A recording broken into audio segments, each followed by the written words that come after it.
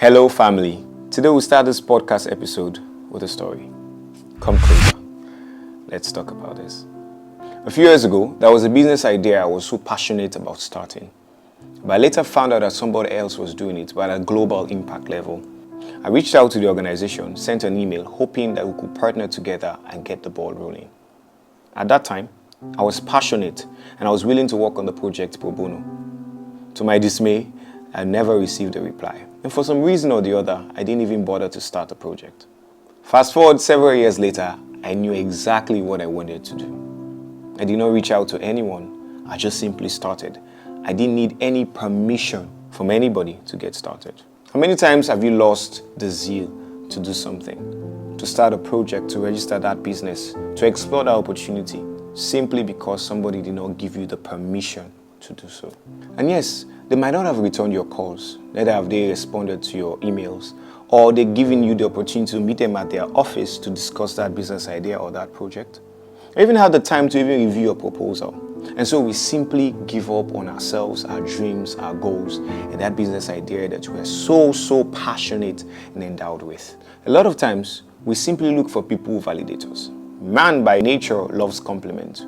We love how people give us applause and commendations about how good we are.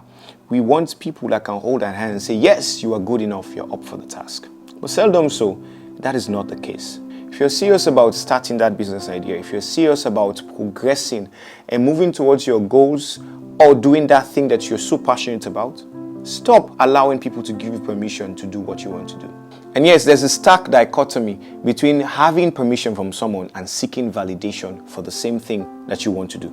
Awards, commendations, mentorship opportunities, travel and exchange programs, all of these validate who we give ourselves permissions to become. So as I look back at my life and recount the many blessings and opportunities God has graciously bestowed upon me about who I am and who I'm becoming, I simply remember that these are things that validate the very person I've given myself permission to become. The permission to be that person simply came from me, in the place of quietness and preparation.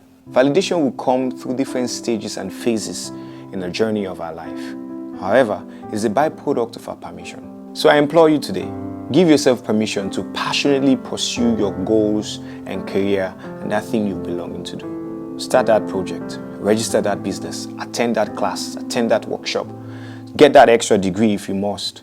Whatever you do, start without necessarily bearing yourself under the pressure of being validated by others. I'll see you in the next episode. Cheers.